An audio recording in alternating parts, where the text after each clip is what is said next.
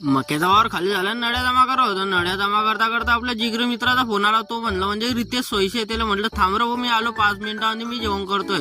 तो म्हणे लवकर ये, आपल्याला बाजारात जाणं आहे. म्हटलं थांब ना भाऊ जरा 5 मिनिटं थांब. मग काढली आपली HFD ला सण, निघालो डायरेक्ट घरी. घरी गेलो आणि त्याला आवाज दिला. आवाज देऊन लगेच निघाले आम्ही बोदवडले जायला, कारण की आजचा बाजार होता. मग तो म्हणे मग तब्येत बरोबर नाही. म्हटलं काय टेन्शन घेतो, चाल दवाखान्यात. तरी गेल्याने सलाईन लावली. गड्याचे पैसे होते, मग गडी का गोट घेतोय का. म्हटलं मला बाजाराला देतो बरं. म्हणे काय टेन्शन नाही घेऊ. म्हटलं चाल दे ती सलाईन. मी आलो लगेच बाहेर आलो. मग इकडे म्हणलं काय खाऊ गड्या, तर इकडे फेमस जळगावची मावा कुल्फी भेटते म्हणे. म्हटलं दे रे भाऊ एक. तो फ्री फायर घेत होता. त्याला म्हटलं दे रे दादा लवकर. कुल्फी खाणं झाली. मग आम्ही आली इकडे बाजारामध्ये, कारण की आजचा बुधवार होता आणि बोदवडचा बाजार राहिला.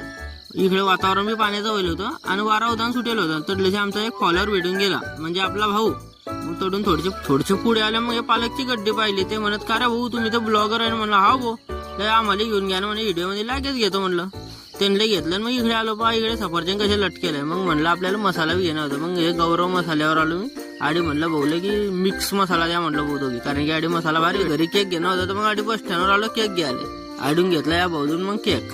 भाऊला म्हणलं पद्धतशीर पॅकिंग करून देतो बरं, कारण की दूरने नाही तर मनूरले. तर लशीत रस्त्याने निघाले. तायडे आम्हाला रस्त्याने भेटले. तायड्याला म्हणलं बसा गाडीवर, पण जागा नाही होती.